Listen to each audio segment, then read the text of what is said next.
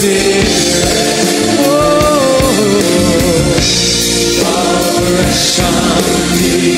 let's just worship the Lord.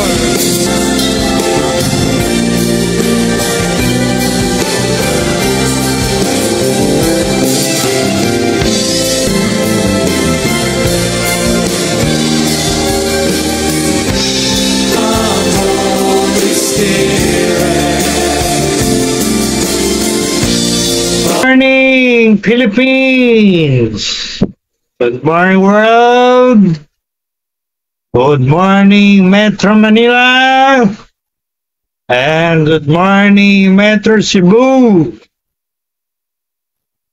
It's your servant, God's servant, Dr. James Lopez, currently student of Harvard, USA, and the president of Jesus Still Heals Worldwide Healing Ministries, and the president dean of the Masters Online Seminary.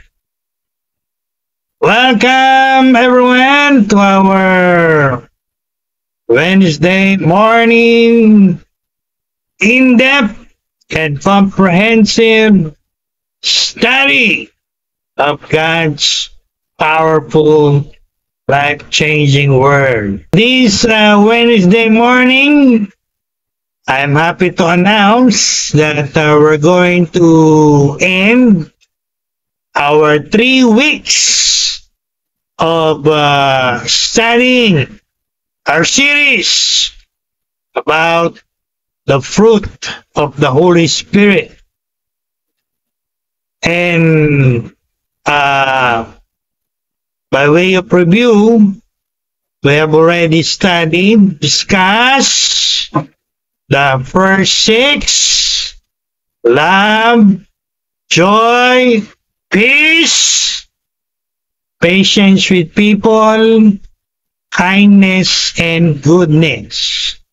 And so this blessed Wednesday morning, we're going to discuss, we're going to study the last 3, and that is faithfulness, gentleness or meekness, and last, self-control. All right? So, I'm going to do a different thing this morning. I'm going to read our text, Galatians 5:22, in the original Greek manuscript. So I will speak in Greek, Koine Greek. All right? So I will read the text in Greek. I think this is the first time you will hear Dr. Lopez, Bishop Lopez, reading our text in original Greek manuscripts. So you can follow along in your English Bibles. We're going from Galatians 5, chapter 5, verse 22 to 23. So I will first read verse 22 in Greek. Alright? Then I will translate it or read it in English. And then Tagalogin natin. So we're gonna cover in 3 languages from the original manuscripts, Koine Greek, then translated to modern English, and then sa ating local language or dialect, Filipino or Tagalog.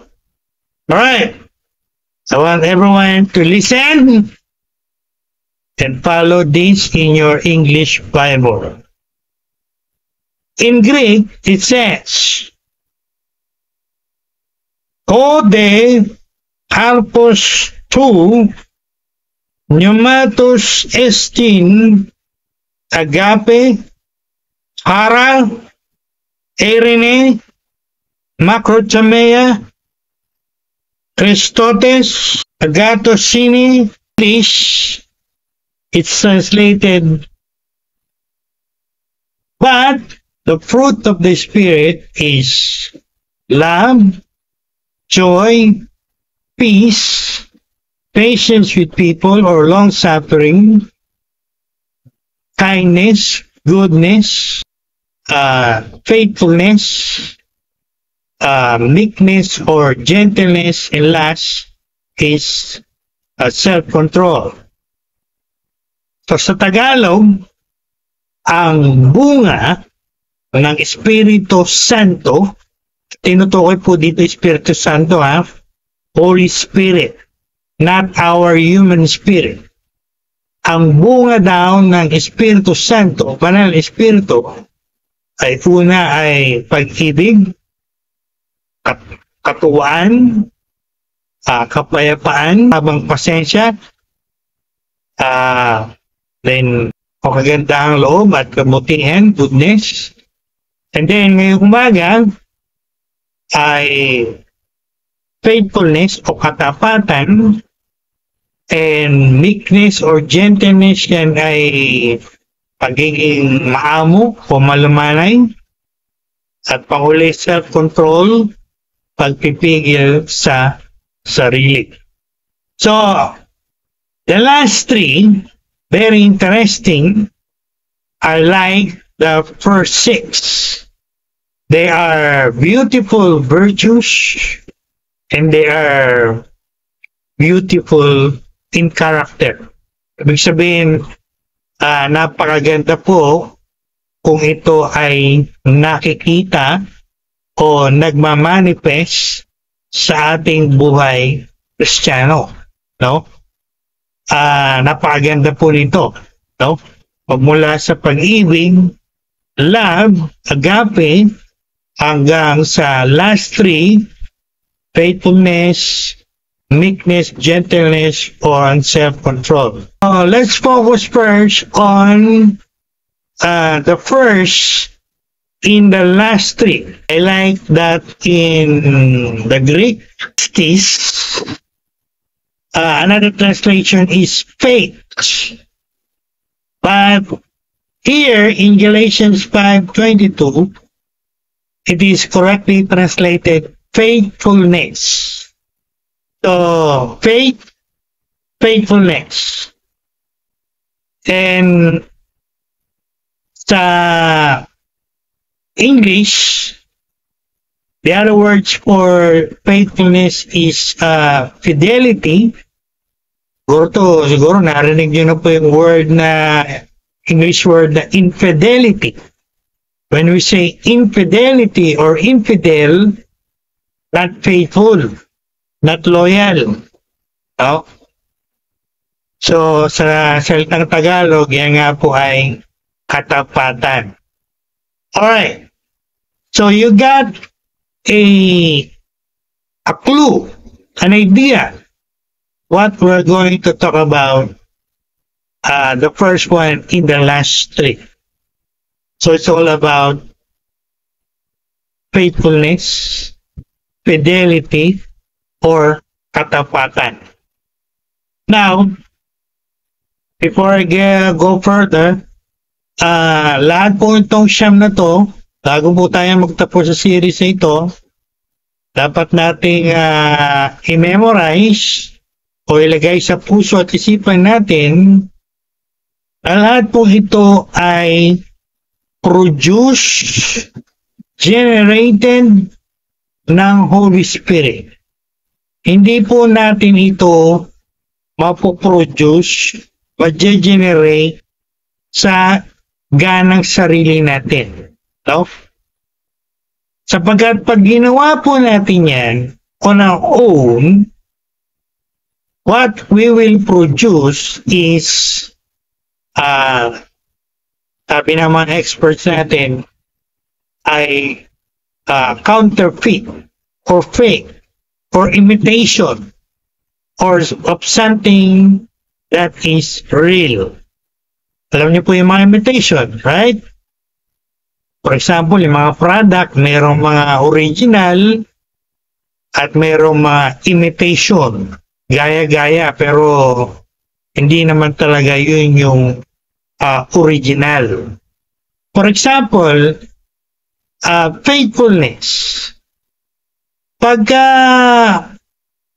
pinuroduce yan or generate yan in your own human effort, ang lalabas po ay not true faithfulness, not true fidelity, hindi tunay na katapatan. Ibig sabihin, gaya po ngayon, panahon natin, in our postmodern time, in our modern time, maraming tao, I think maraming Christians din, sometimes they are manifesting faithful, sometimes they are manifesting not faithfulness. Sometimes they are loyal, sometimes they are not loyal. So you see the inconsistency because that is human made. Kumbaga, imitation of something that is true. Whereas the true fruit, the genuine fruit of the Holy Spirit is 100% consistent, faithful, loyal. So, alam niyo na, pag ang isang tao, or sabihin natin Christian, ay nakitaan nyo ng inconsistency, not consistent, sometimes faithful, sometimes not faithful, sometimes loyal, sometimes not loyal. Alam niyo na, hindi po yan ang true fruit of the Holy Spirit. What that Christian is manifesting is an imitation or something that is humanly made, could be by their own efforts or by their own action, but they are not manifesting the true, the genuine fruit of the Holy Spirit. Because sapagkat kung ang faithfulness na yan ay tunay na pinuproduce ng Holy Spirit, iyan po ay 100% faithfulness, 100% loyal. There is no inconsistency there. You will see 100% consistent, constant faithfulness. Sapagkat, again, lahat pong siyam na to ay characteristic or attributes ng Diyos, ng Holy Spirit. And of course, ang Diyos ba ay sometimes faithful, sometimes not faithful, sometimes loyal, and sometimes not loyal? Ganun ba ang faithfulness ni Lord? Hindi consistent, hindi constant? Of course not. And I hope you're getting what I'm trying to say to you this morning. Pagka fruit po ng Holy Spirit, as written in Galatians 5:22 and 23, iyan po ay 100% faithful, 100% loyal, 100% consistent, constant. So, ibig mo sabihin, Bishop Lopez, kung ang isang Kristiyano ay nagpakita ng unfaithfulness or disloyalty, hindi yan sa Holy Spirit. Correct. Tama po. Yan po ay galing na sa kanilang mga sariling self, their own self, from their own self. Because again, kung ang minamanifest po ng isang Christian ay the genuine fruit of the Holy Spirit, which is faithfulness, 100% faithful yan. So alam niyo na, now you know. Kung meron kayong alam na isang Kristiyano na bumagsak sa pagiging unfaithful or pagiging disloyal, whether to God or to their spouse or to their bishop or to their church leader or to their pastor or to their fellow Christians, if they committed some kind of unfaithfulness or disloyalty in their ugly past, now you know. What they manifested was not the fruit of the Holy Spirit, which is faithfulness. What they manifested when they fall into unfaithfulness was their own manufactured or human-made faithfulness, which is, again, imitation of what is genuine, which is the fruit of the Holy Spirit na 100% faithful. Ibig sabihin, kung ang fruit na to ng Holy Spirit na faithfulness ay nagmamanifest sa atin, makikitaan tayo ng 100% constant, consistent, faithful, loyal. Of course, when we say faithfulness or loyalty, we're talking here about relationship. First, our relationship to God. Second, our relationship to our spouse. Third, our relationship with our church people, our church leaders, our church mates. So, diyan nakikita yan sa relasyon natin, in our relationship. If we are 100% consistent, faithful, loyal, or gaya ng binanggit ko kanina, sometimes faithful, sometimes not faithful, sometimes loyal, sometimes disloyal. Again, before I leave this point, tandaan po niyo yan. Ang fruit ng Holy Spirit, hindi inconsistent. It is consistent. 100%. So, ibig sabihin, laging faithfulness ang makikita natin sa isang Kristiyano nagmamanifest ng fruit na ito, which is faithfulness. Okay? Paliwanag po ba? That is clear.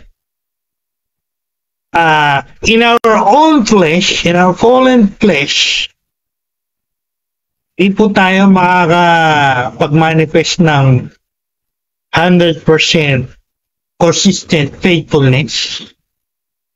Yan yung sinabi ko kanina. Pagka laman ang pinairal natin, pinangibabaw natin, pinag-rule natin sa buhay natin, I'm sure about it, it's not 100%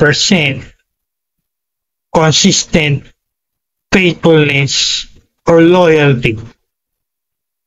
Pag flesh ang nangibabaw sa atin, yan po yung binanggit ko kanina, sometimes faithful, but there are times falling into unfaithfulness, sometimes showing loyalty, but there will come a time it will fall into disloyalty. Because our flesh is fallen in nature.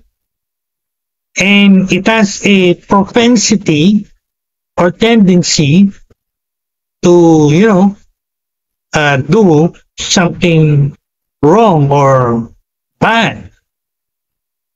Whereas the fruit of the Holy Spirit Iba po to. Ito po yung sinasabi ko kaninang genuine. 100%. Kaya si Lord si Lord 100% faithful, 100% loyal. Hindi ka pagtataksilan ng Diyos, no? He will never be unfaithful to you. Kahit nga unfaithful ka, faithful pa rin si Lord. 100% faithful, 100% loyal, constant, consistent. Because His faithfulness is 100% consistent. No? Hindi kagaya ng human faithfulness daw. Ayan. Alam natin yan, ano? Pagka nanood kayo ng mga pelikula, ng mga TV, at naririnig natin, nakikita natin sa social media, sa Facebook, sa YouTube, we're living in an age where many people are not faithful, not loyal, infidel to God, their spouse, or even to their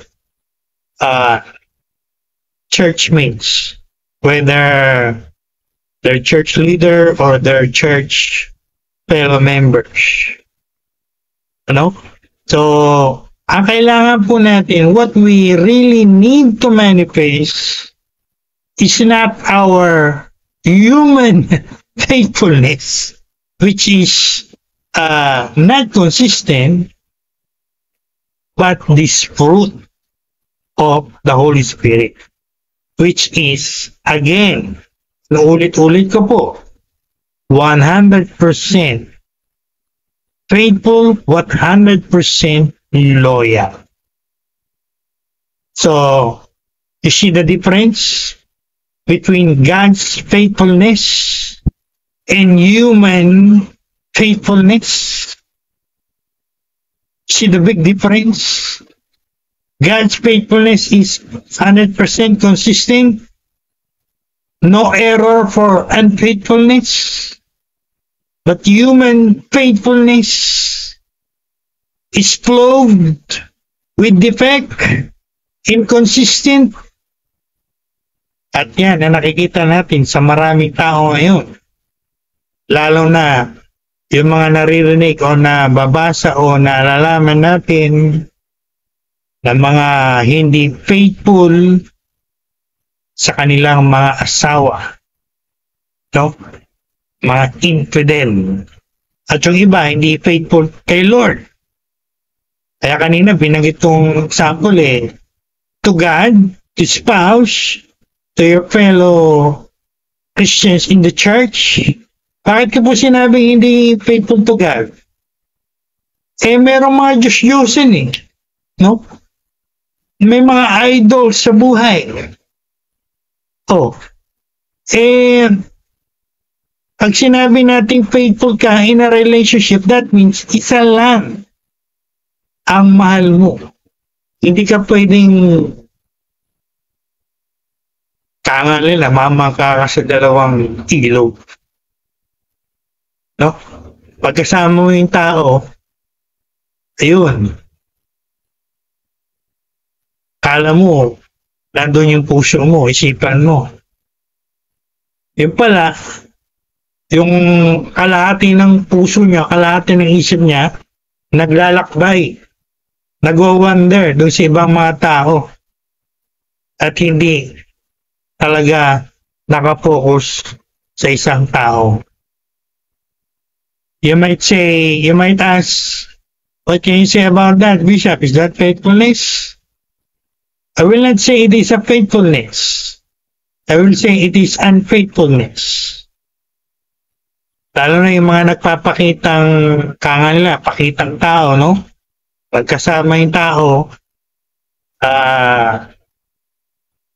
kung ano-anong mga pinapakitang affection, pero sa isip, Yung isip niya naglalakbay kung kani-kaninong mga tao. So, you got what I mean? So, ang faithfulness sa Diyos, when you are faithful to God, wala kang idols. Wala kang graven image. Wala kang mga Diyos-Diyosan dyan sa bahay mo. At, alam natin yan, you're putting God first, always. Hindi mo inuuna yung mga tao before God. That's spiritual idolatry. So you get the point? That is all about faithfulness, fidelity, katapatan. Katapatan una sa Diyos. Wala tayong ibang Diyos. Siya lang ang Diyos natin. Wala tayong Diyos-Diyosan sa buhay natin. At wala tayong inuuna sa buhay natin, kundi si Lord. Because, spiritual idolatry means putting others before God. Akala nyo, idolatry lang sumamba ka sa mga rebulto. Spiritual idolatry means putting other people before God. That's idolatry. Spiritual idolatry. Kaya nga naalala niyo yung storya ni Abraham at Isaac. Bakit pina-offer ni bakit sinabi ni Lord kay Abraham i-offer niya yung kanya kaisa-isang anak? He was testing Abraham kung sino ang mas patimbang, ang Diyos o yung kanyang kaisa-isang anak. And we know the story. He passed the test. He showed who is the number one in his life. Sa panahon natin ngayon, tanungin niyo maraming magulang, tanungin niyo maraming parents, anong sagot sa inyo? Anong maririnig niyo sa mga sagot nila? Of course, they will tell you, of course, I will put my children first. They're putting their children first before God. That's the truth of the matter. They might deny it, but in their actions, you can clearly see that. Alright? So, are we commanded in the Bible to be faithful? First to God, second to our spouse, and then to our fellow believers, our church leaders, our church fellow members in the church. Are we commanded to manifest faithfulness, fidelity, loyalty, katapatan in our relationship? Whether it is our relationship with God or with our relationship with our spouse or fellow Christians, fellow believers, are we commanded to be faithful? Of course. We're commanded. Marami pong verses sa Bible, sa New Testament in particular, where God is commanding us to be faithful or loyal o tapat. I'll give you one very clear verse. That is 1 Corinthians chapter 4 verse 2. Paul, the apostle, the great apostle, writing to the church in Corinth, his first letter to the church in Corinth, he wrote and he said, I'm going to read it from the Amplified. It is essential, required of stewards, mga katiwala, that a man or a woman should be found faithful. Lahat po tayo ay katiwala. pinagkatiwalaan ng Diyos. Every one of us, Christian. Lahat po tayong Kristiyano. Pinagkatiwalaan tayo ni Lord. Maraming pinagkatiwala sa atin si Lord. Pinagkatiwalaan tayo ng mga talents, ng mga finances, mga resources, mga abilities, mga gifts. Alam natin yan. Stewardship of talents, money, etc. We are stewards o mga katiwala. Pinagkatiwalaan tayo ni Lord. Kaya sabi rito sa binasa kong text, it is requirement sa isang pinagkakatiwalaan mo na siya ay faithful. Right? Will you trust someone not loyal or not faithful to you? I want you to answer that question before we leave this first attribute or characteristic we're going to study this morning. Pagkakatiwalaan mo ba ang isang tao na alam mo hindi tapat o loyal sa'yo? Well, kung ang sagot nyo ay yes, malaking pagkakamali po yan. Ibig sabihin, nagtitiwala kayo sa isang tao, hindi mo pagkakatiwalaan. Yan na nga po yung maraming love story sa panahon natin, Many love stories in our modern times. Marami kong counseling ganyan in my counseling. Babae nagtiwala sa isang lalaki na hindi niya naman kilala pa. Na-meet niya lang. Nakasama niya lang. Hindi niya mga kilalang mabuti. Pinagkatiwalaan na. Pinagkatiwalaan na ng kanyang, alam niyo na, kanyang pagkababae. Anong istorya na marami ngayon? Broken-hearted. Feeling deceived. Feeling cheated. Feeling take advantage. O sino sisisihin nyo?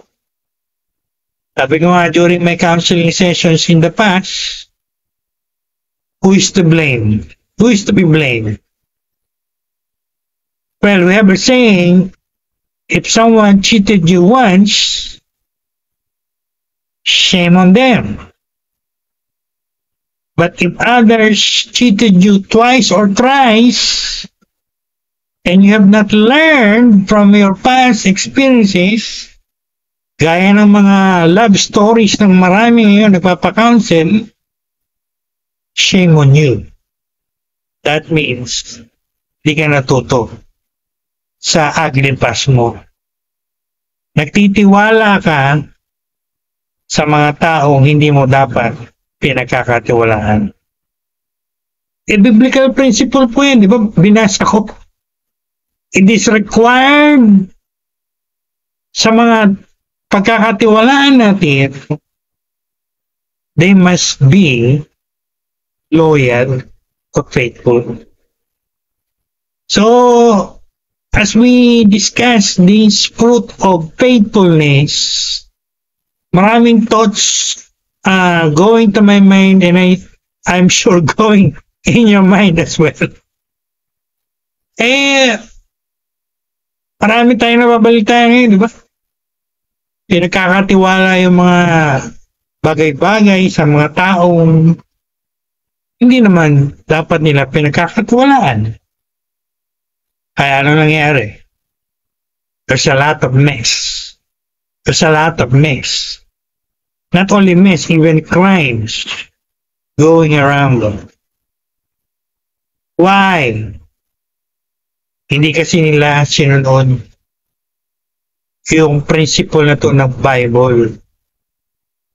bago mo ipagkatiwala ang isang bagay o isang tao sa buhay mo, dapat sigurado ka na yung taong pagkakatiwalaan mo ay faithful. May faithfulness, may loyalty, at hindi ka hindi ka lulukuhin o hindi ka ilalaglag. No? So very clear. This commanded by God. Every Christian.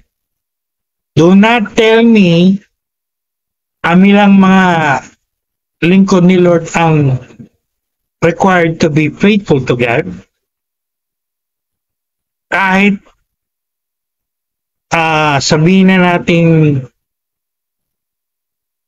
simpleng Christian ka lang church. May mga pinagkatiwala sa isyo, Lord. And is requiring faithfulness from you. Kaya sa Gospel ni Luke, I like this wording from the Gospel of Luke.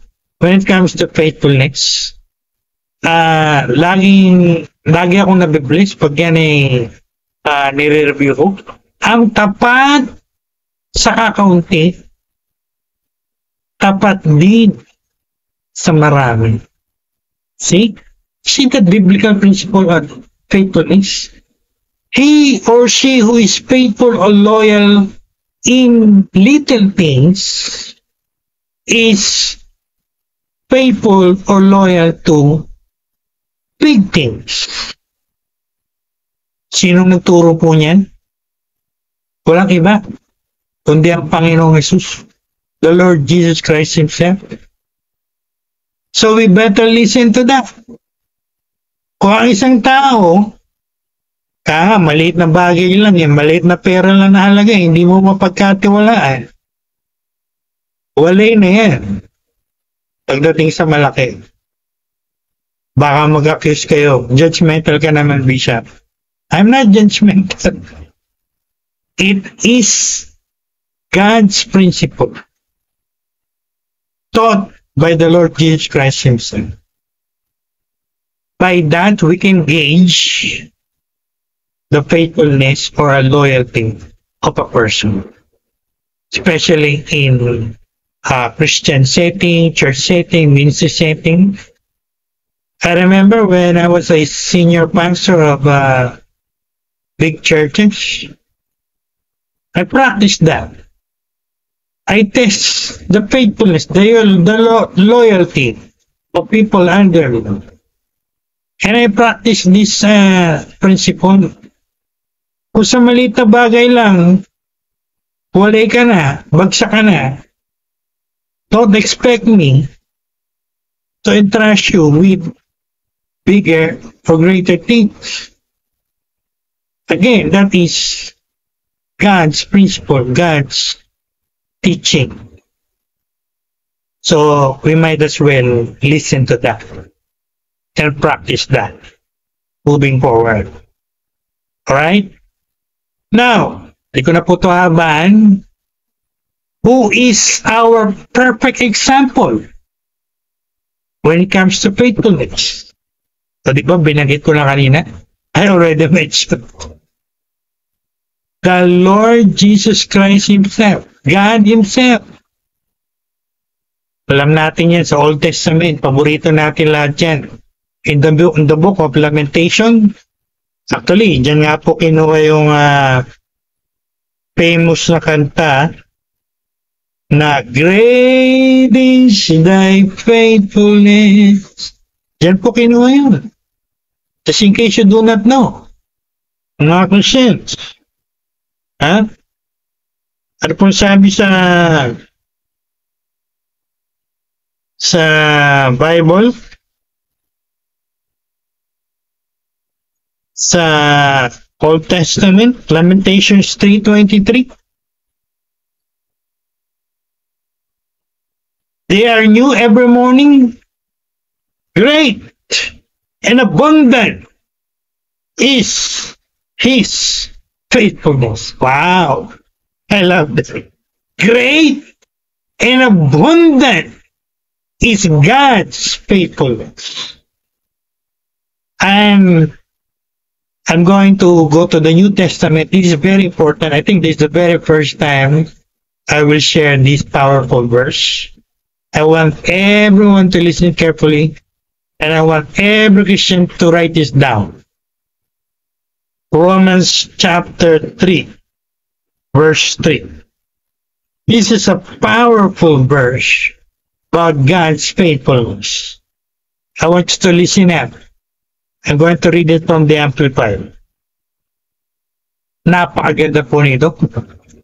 At makinig po kayo lahat. Marami kayong matututunan dito. Are you ready?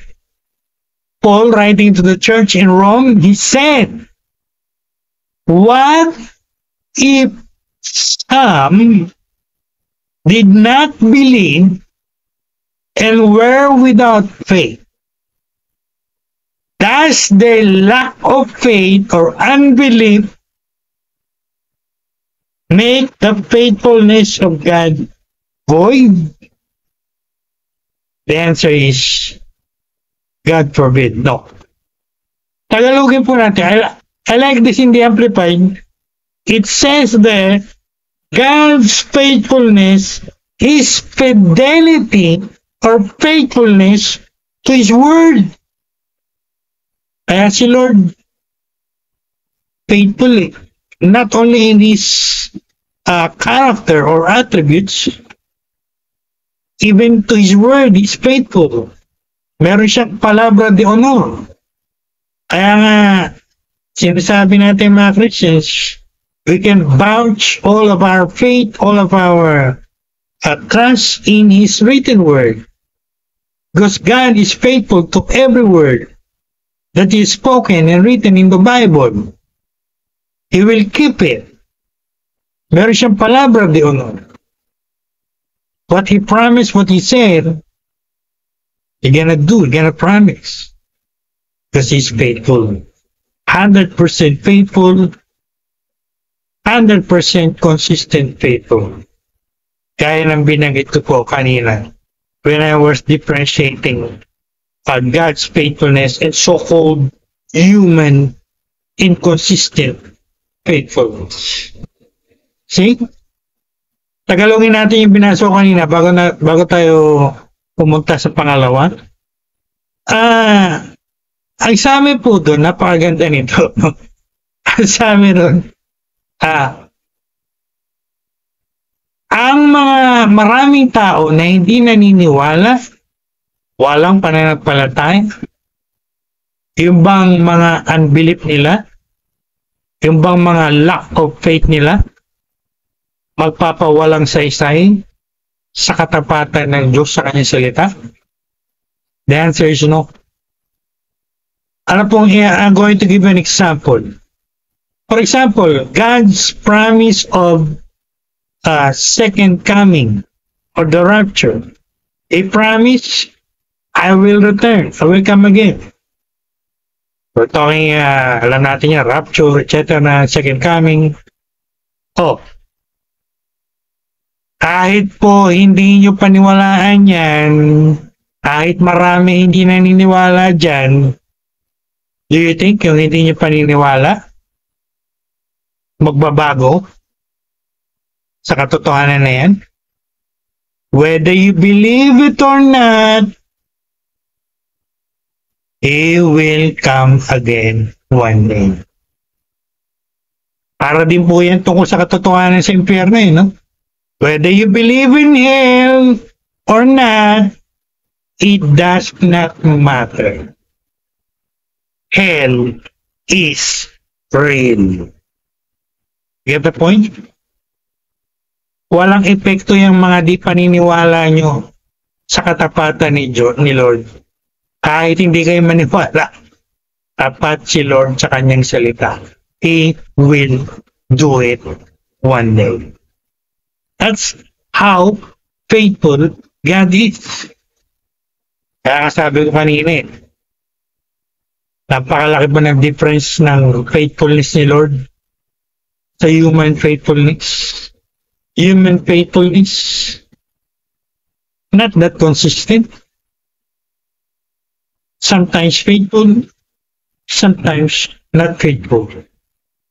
Whereas God's faithfulness, constant, consistent, from end to end, from start to start, from start to finish, faithful. Kaya nga sa mga counseling natin, sinasabi natin, sa mga may love story dyan, sa mga broken hearted, pipili-pili kasi kayo ng mga hindi nyo kilala pagpapaloko kayo sa mga outward looks Pero sabi nga ng mga pastor natin, pag si Lord ang iniibig natin, pag si Lord ang pinagkatiwalaan natin, wala tayong lugi. Wala tayong kawalan. Because He is. He was, He is, and He will always be 100% consistent, faithful, loyal. Sabi nga kanina, kalagay din po sa Bible yan, kahit hindi ka faithful, faithful pa rin si Lord. Because He cannot change. Yan po yung kanyang characteristic, yan yung kanyang character, yan yung kanyang attribute.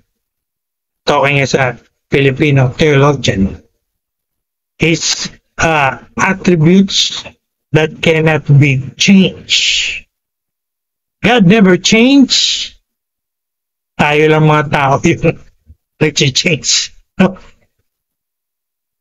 Mga tao lang nakakilala niyo yung nagbabago One day, kakampi nyo. The next day, hindi nyo nakakampi.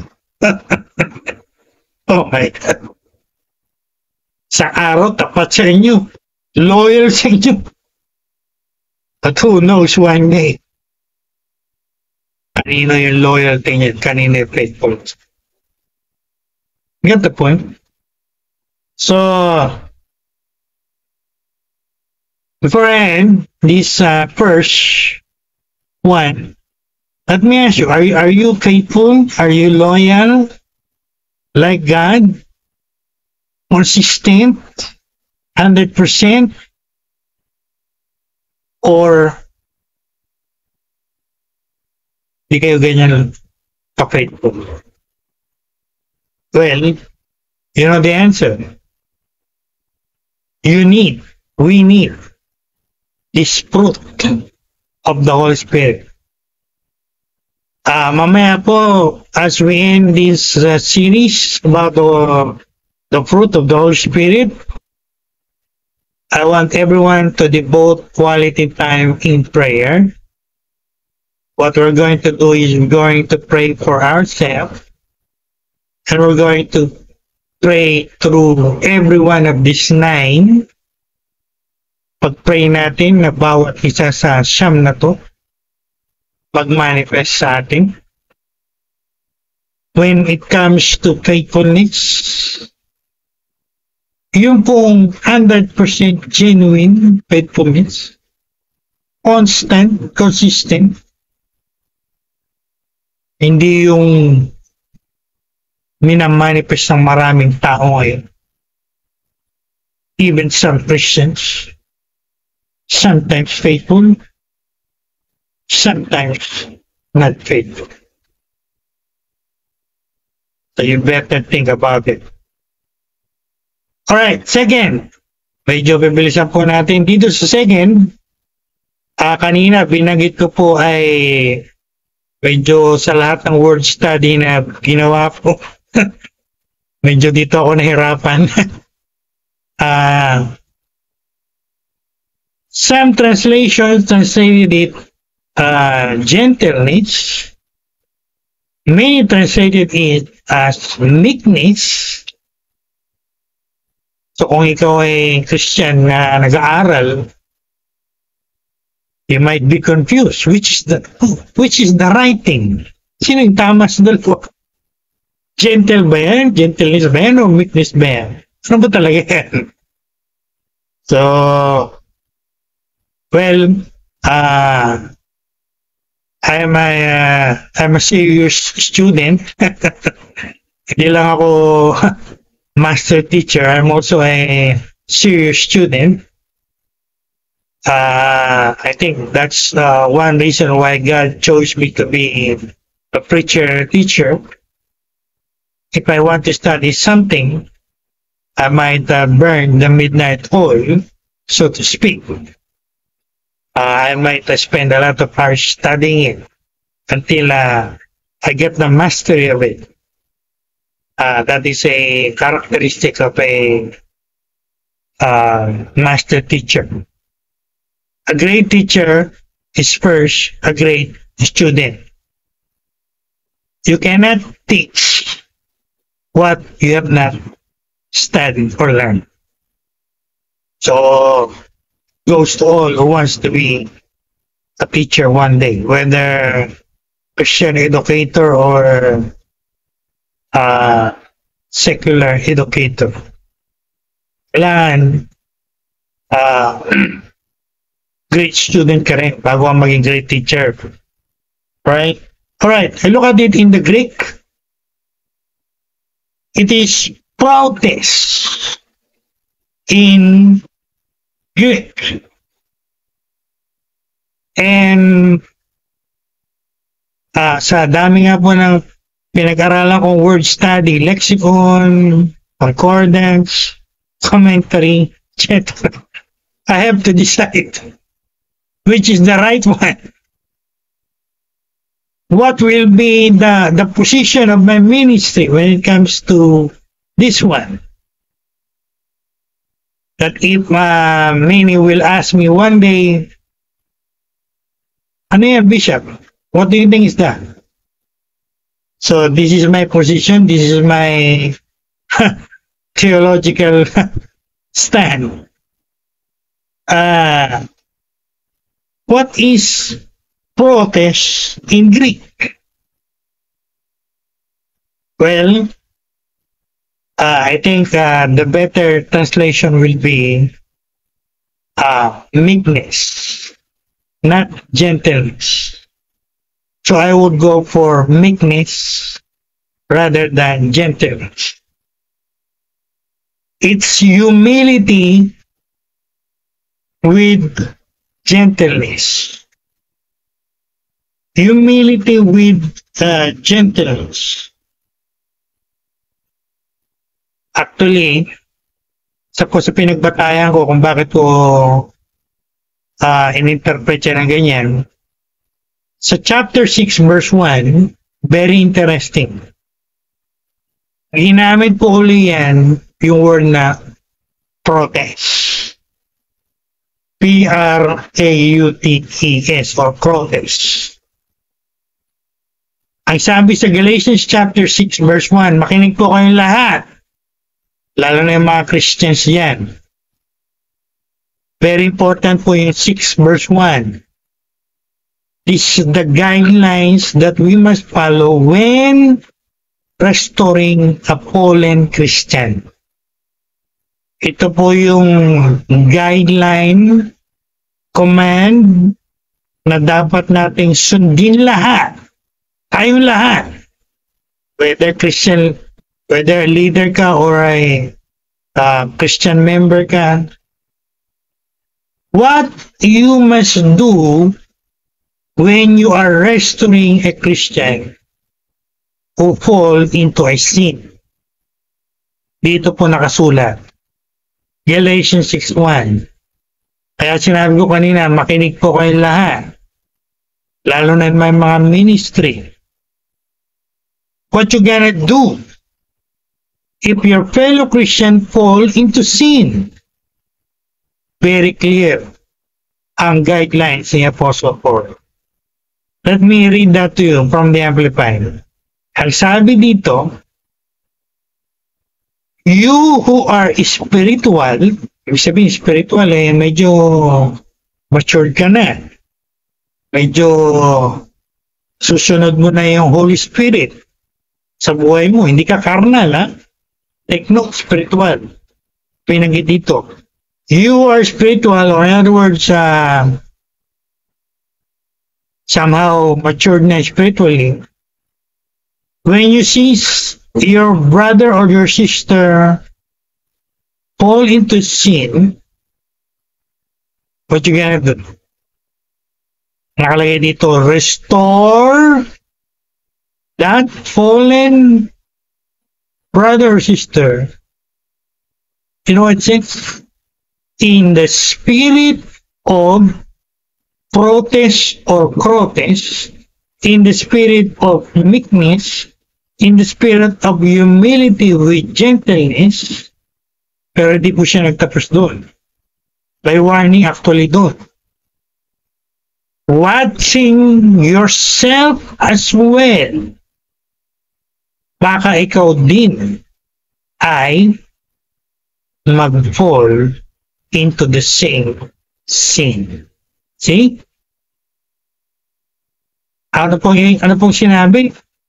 Pagka meron daw tayong nalaman, narinig na Kristiyano kapwa natin, sabihin natin ka-churchmate natin, at binigyan tayo ni Pastor halimbawa ng delegation. Sabi ni Pastor, bisitahin mo nga yan, ipalab mo nga yan. At itry mo na i-restore siya, ibalik siya. So, two things na nakalagay dito. Una, i-restore mo in the spirit of this fruit of the Holy Spirit, protest, meekness, humility with gentleness. That's the first one. Ano ba ibig sabihin na? I-restore mo siya na merong kaamuan, meekness. Huwag ka naman masyadong mabagsik. No? Alam niyo po sa church discipline, marami kasi when it comes to church discipline, harsh. No? Harsh. Masyadong harsh. Kaya yung nire-restore, yung dinidiscipline, sobrang harsh nung nagdidiscipline, ayun, imbis na ma-restore, like backslide. Kasi hindi na feel nung tao na ano siya, cared for siya, love siya, you know? Naramdaman niya, masyado kayong harsh sa akin. Actually, hindi po harsh ang sinutukoy dito. In the spirit of meekness, kaamuhan. Pero hindi naman po sinasabi niya na hindi tayo firm. We must be firm when we exercise church discipline. Pero hindi naman masyadong tayong harsh. Mararamdaman lang may restore natin na mahal natin siya, nakikare tayo sa kanya. So, ganun po dapat daw yung way natin. With humility, with gentleness, huwag harsh. Masyadong harsh. Na imbis na ma-restore, nag-backslide. That's the first one. Second, mag-ingat din tayo sa sarili natin. Baka yung nire-restore natin, baka ma-fall din tayo sa ganong kasalanan at pinagbagsakan ng ka-brother o sister natin. Get the point? Binrotad ko po yan kasi yung Greek word na protest ay nakasulat sa 6:1. So, that is what this fruit is all about. Medyo may pagka-maamo ka, medyo may pagka-mababa ka, at medyo may pagka-gentle ka. Of course, let me clarify before I leave this point. Ako po ay senior pastor ng maraming churches noon. And when it comes to church discipline, top priority po namin yan with my board or church officers, because we are maintaining church integrity, doctrinal purity, something like that. So, mahalaga po yung church discipline. So, let me clarify, no? My time, we have to be gentle, we have to be meek, we have to be firm, we have to be gentle with the person. Lalo na kung yan po ay bago-bago o yan ay baby. Of course, case-to-case basis po yan, eh, no? Pero if we are dealing with a mature Christian, long-time Christian, matagal na Kristiyano, pero nagkasala, bumagsak, kailangan natin i-church discipline. Siyempre, ibang ano po yan, ibang treatment yan, no? Diyan papasok yung medyo kung yung isa medyo tupa tayo, dito sa pangalawa medyo leon tayo. You got the point? Case to case basis po our church discipline. You have to deal with the person differently according to their personality or their level. Yan. Baka yung iba dyan, mag-quote na mag-quote. Ganun pala, ganun, bakit ganyan? Don't misinterpret. And don't be, sabi ni Paul, huwag kayong bata pagdating sa understanding, ha? You know what I mean? Case-to-case basis po yan. Depending on the personality of the person, and the level of the person you're dealing with. Of course, kung bago-bago yan, baby yan, gamitan nyo ng meekness or gentleness. Kaya masyadong harsh. Pero pagka leader na yan, tumatayo na sa harapan yan, at gumagawa na ng kabalbalan sa church, ibang usapan na yan. Diyan na papasok yung nakalagay sa Matthew 18. You got to get the 2 witnesses and every word must be established. Turo din po ni Lord yan. I'm giving you a complete counsel of the Word of God. I'm not giving you a one-sided or a loop-sided. No? The complete picture of church discipline. Sa Matthew 18, tinuro din ni Lord yan. If the person will not hear you, sabi doon, basahin nyo. Matthew 18. Sabi doon, you treat him as a pagan. Diyan na po mapasok yung ginawa ni Apostle Paul sa church in Corinth. Sa chapter 5 or chapter 6. It was mixed. Kung di po ako nagkakamali. Merong gumagawa ng immorality, sexual immorality inside the church. Pagka ganyan na case, alam nyo na, ibang usapan yan, no? Kinakailangan natin ng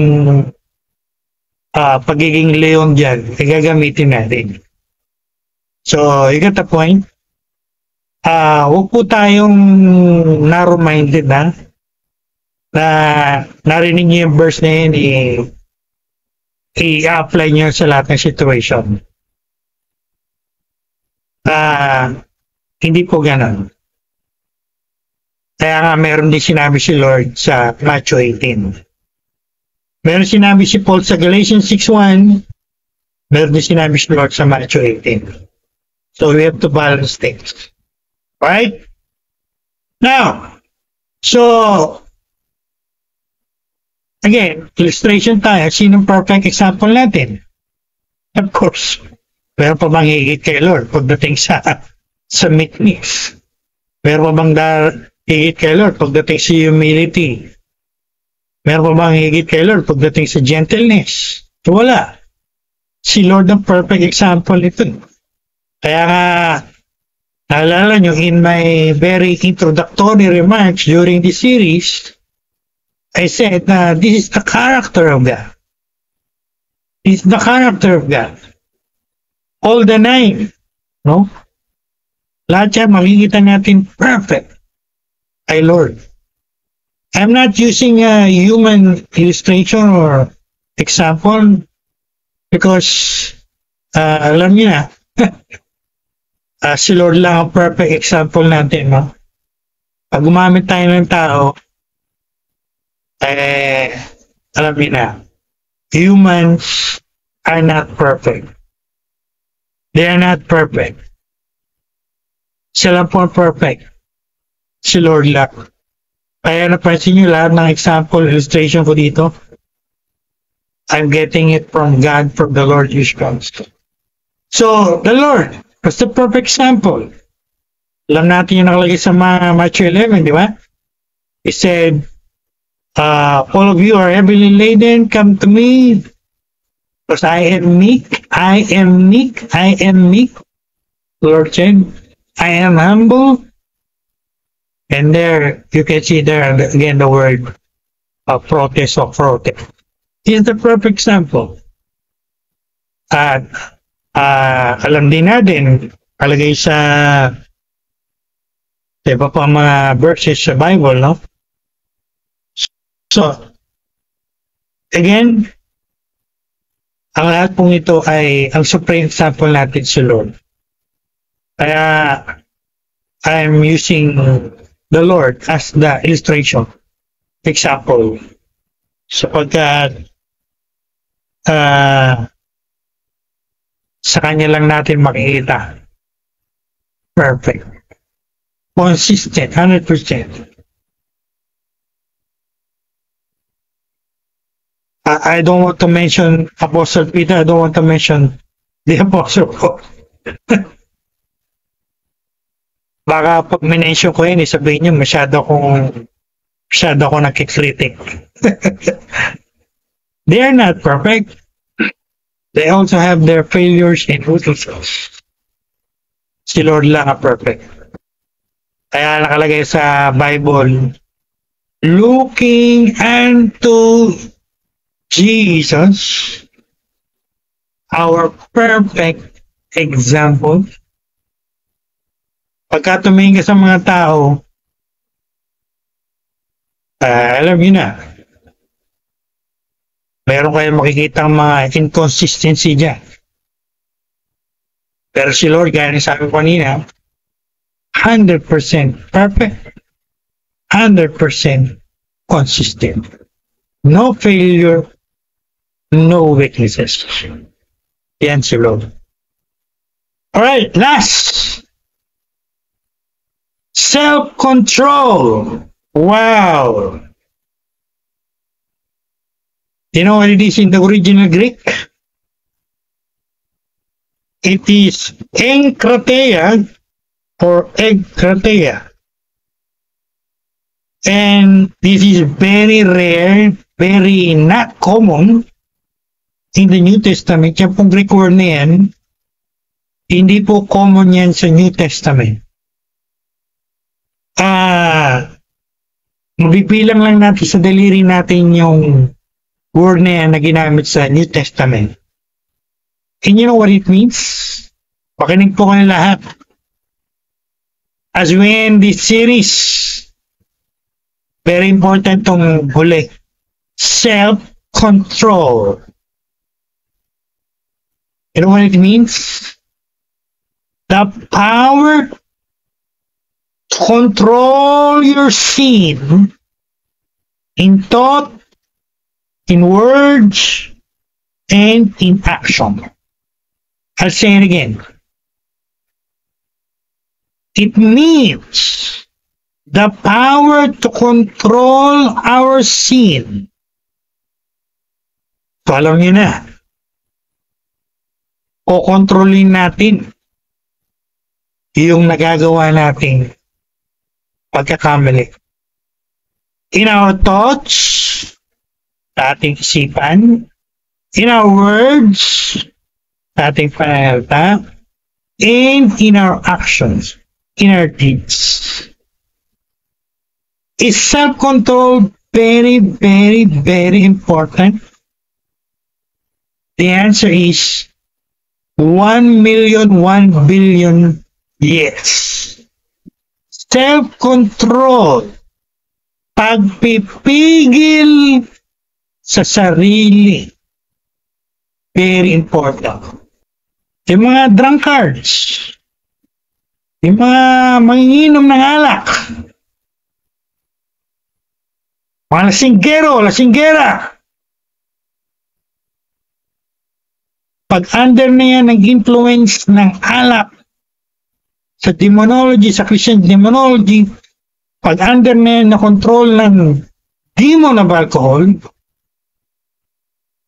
kahit i-google nyo pa yan, i-search nyo pa yan sa Google, a person who is under the influence of alcohol in his body or her body, mababasa nyo, malalaman nyo, yung mga taong yan ay losing control over their behavior. That means wala na silang control at napakadelikado po ang isang taong wala control sa sarili. Dahil pag wala ka ng control sa sarili mo, sino sa palagay mo ang nagkokontrol sa iyo?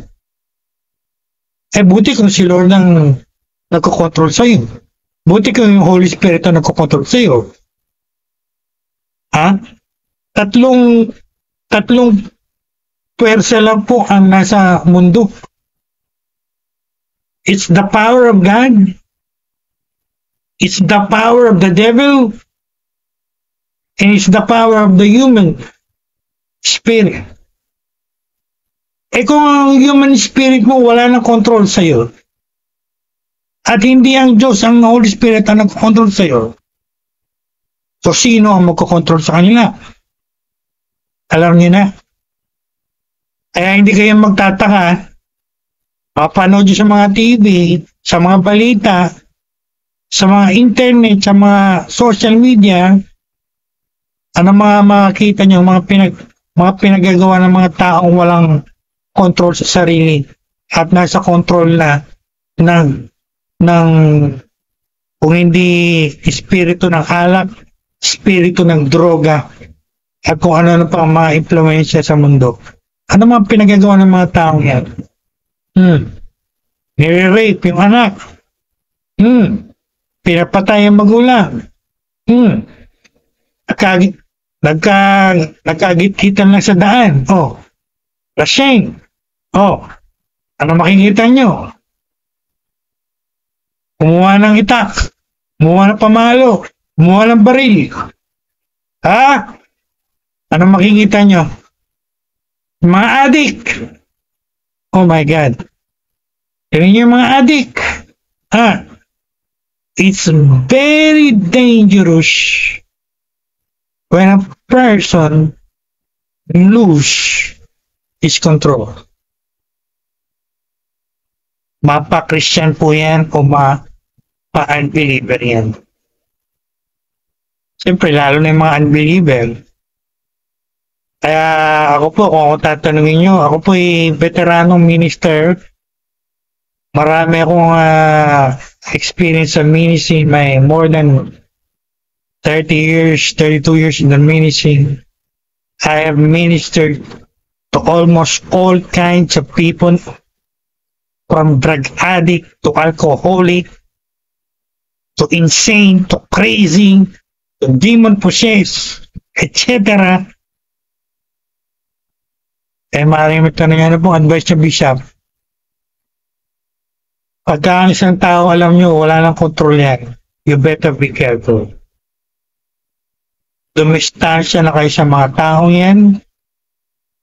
Iwasan nyo yung mga taong yan. At huwag niyong isipin Superman kayo.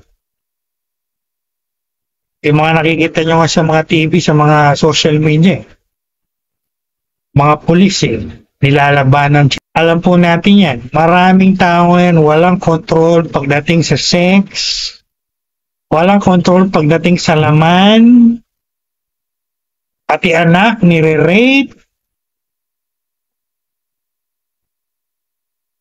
walang control sa opposite sex, pati asawa ng kaibigan, pati asawa ng kabrother, pati asawa ng kumpare, kumare, pinakikialaman, tinatagol.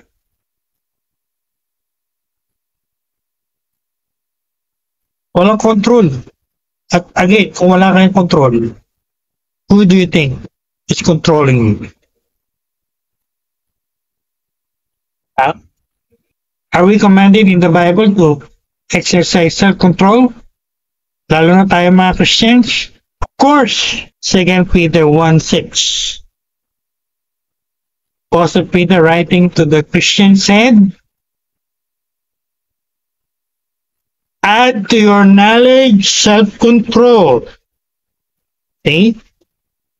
Idagdag daw natin sa kaalaman natin self-control. You control yourself. You get a grip of yourself.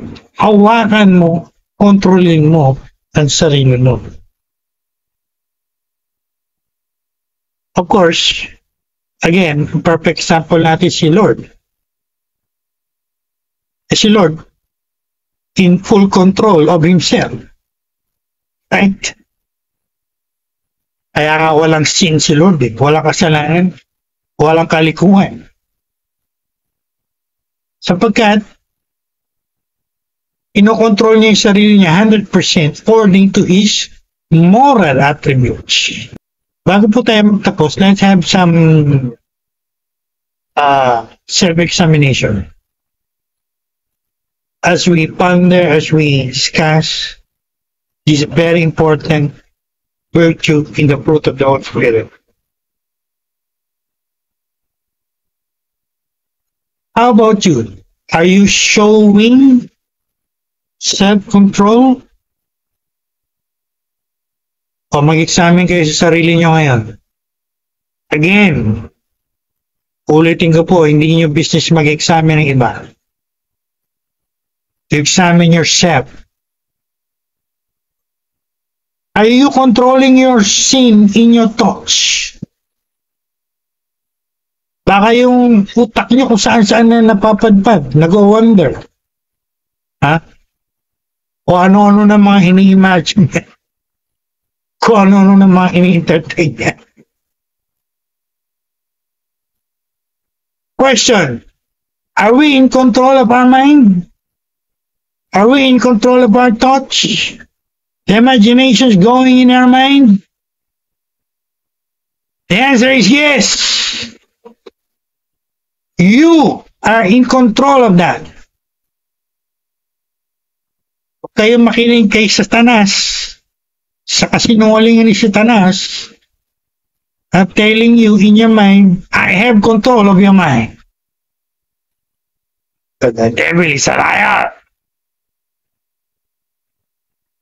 Alam po ang isang tao lang alam ko na walang control sa kanyang mind. Alam niyo po sino yan? Yung demon possessed. Demon possessed. Wala lang control yan sa mind niya. Hawak na ng demonyo yung utak mo. Kaya yung mga cases sa mga addict, mga under the influence of alcohol, yung mga langong-lango na, sabog na, kaya tawag na sabog na sa droga, sabog na sa alak. Kaya sabi ko kanina, mag-iingat kayo sa mga taong ganyan. Dumistansya kayo sa mga taong yan. Dangerous. Better to be careful than to be careless. Ay nga yung mga police natin, yung mga NBI operatives natin, alam nila yan. You put a distance between you and that person. safe distance for your safety. Dahil yung mga yan, demon possession. Pagka dinemonyo yan, alam niyo na. Are we exercising control in our words? Minsan, nararanasan natin, di ba? Pagka galit na galit ka na, probok ka na. Parang may gusto na lumabas sa bibig mo. Kinokontrol mo. Ayaw mo makapagmura, ayaw mo makapagsalita. Ang di maganda. That's self-control. Kaya galit na galit ka na, open ka na. Kangal na, sasabog ka na. Gusto nang umalis yung kamay mo, gusto nang umalis yung paa mo sa kinalalagyan. But you're exercising self-control. Para wala kang masampal, wala kang masuntok, wala kang masita. That's self-control. Pag wala ka ng control, makikita na. Lumilipad na yung kamay mo, lumilipad na yung paa. And you got what I'm saying? Oh. Ito po, napakalaga. Talagang pinalagay sa akin ito ni Lord sa sermon notes ko. Whether you believe it or not. I feel that strong push. Write it down. What's that? Control against your sinful flesh. Yung laman natin, yung makasalanang laman. Controlling natin yan. Ako po, napakadelikado po niya pag hindi nyo kinontrol yan. Pag hindi nyo kinontrol yung laman nyo, alam nyo na mangyayari. Alam nyo nakalagay sa Galatians, the works of the flesh.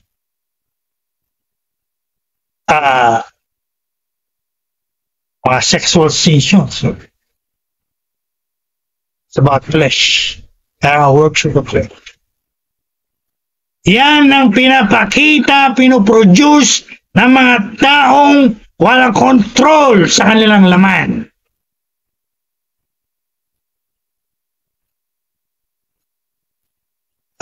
Excuse me po for one word there.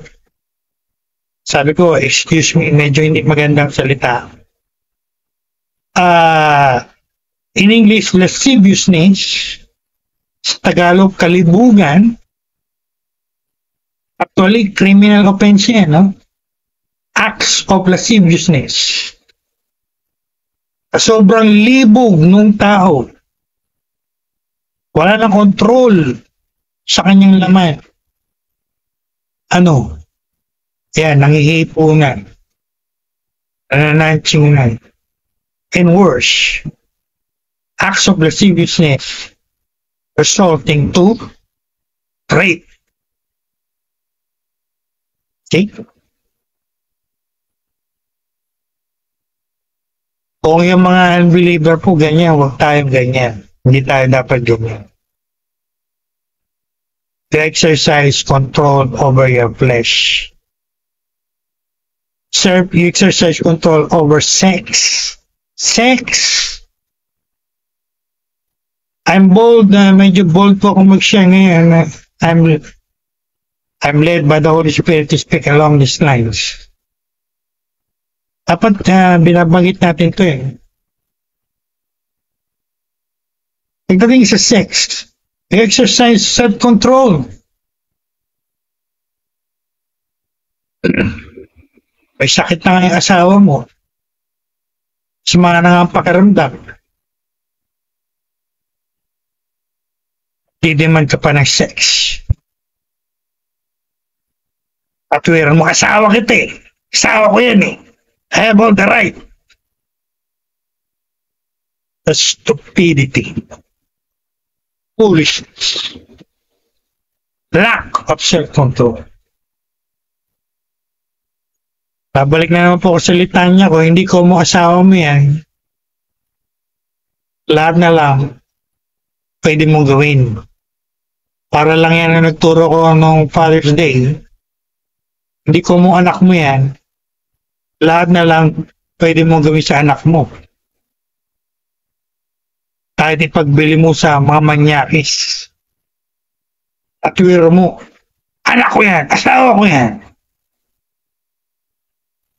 Think, tama ka? I think you're right. Kaya nga nadidisgrasya yung mga marami natin kababayan. So, very important po ito. No? Self-control. O yung mga desires. Yan, pagdating sa pagkain. Again, I'm bold to share because I am led by the Holy Spirit now. Maraming Christians, walang control pagdating sa pagkain. Pinagbabawal na ng mga doktor, alam nang makakasama sa health, o sinabihan na ng pastor, o ng counselor, o nung nakikare sa kanya, alam niya, tama, kumakain pa rin, malaklak pa rin. Kaya ako po, hindi po ako agree dyan sa mga mukbang na nakikita ko sa YouTube. To tell you frankly, that is lack of self-control. That is bordering on gluttony, katakawan. At alam niyo yung mga tao sa Sodom at Gomorrah, akala niyo Sodomi lang ang kanilang sin? Basahin niyo ibang parte ng Bible. Dahil sa mga kasalanan nila, katakawan, lacking self-control when it comes to desires for food. And no wonder, hindi tayo magtataka, marami may sakit at marami na natili may sakit. At yung iba, patay na. 6 feet below the ground. Why? Alam nyo na, wala nito. Walang self-control. Ang mahalaga lang masatisfy yung kanilang mga appetites. Hindi ko po sinasabing masamang, hindi ko po tinuturong, hindi ko sinasabing masama yung, I'm not teaching na huwag kayong kumain ng masarap na pagkain. Get the point? We eat, we enjoy our food, at the same time, we exercise self-control. Personal sharing, ako po ngayon, binabantayan ko yung aking kinakain. Talagang ina-exercise ko yung self-control. Limited lang ako sa one rice. Sa ganitong amount of rice. I say no. Firm no. At yan po ay sobra. That's self-control. Right? So, pagdating po sa self-control, marami pong area to, no? Inibigyan din ko lang yung mga sa tingin ko ay very important area in our lives. So, hindi ko na po tahabaan. It's very important we exercise self-control in these areas of our lives. Because if we don't, someone will take control. Buti ko si Lord yun. Buti ko si Holy Spirit yun. Paano kung yung demonyo yun? O si Satanas yun? Di pa tayo kang bata. Alright? One more thing before we end this series. Makapakuli na po ito. When it comes to self-control, let me reiterate, lalo na po pagka-Christian tayo, huwag tayong maniwala sa kasinungalingan ni Satanas ay nilalagay sa isip natin na wala tayong control at siya may control. It's a lie and deceit of the devil. When it comes to control, we have full control of ourselves, of our thoughts, our mind, our words, our actions, at yung mga nabanggit ko po. Kaya, let's exercise, maintain self-control. No? Kaya kung mayroon kayong problema pagdating dito, mamaya po, pag nag-pray tayo, you cry out to God. You say, Lord, I see myself lacking self-control. Particularly when it comes to food or whatever. So you cry out to God, you cry out to the Holy Spirit. You pray to the Holy Spirit. Holy Spirit, help me control myself. Give me self-control. Manifest this fruit in my life. Again, for the last time, very dangerous po pag wala kang control sa sarili. So, itanim niyo po yan, isaksak niyo yan sa puso at isipan niyo. From now on, moving forward, every day, every night, every day of my life, I will focus on this one. Of course, the 9, particularly this one, self-control. Lalo na po doon sa mga nabanggit kong area. No? Thoughts, mind, words, actions, appetites, flesh, sex, opposite sex, etc.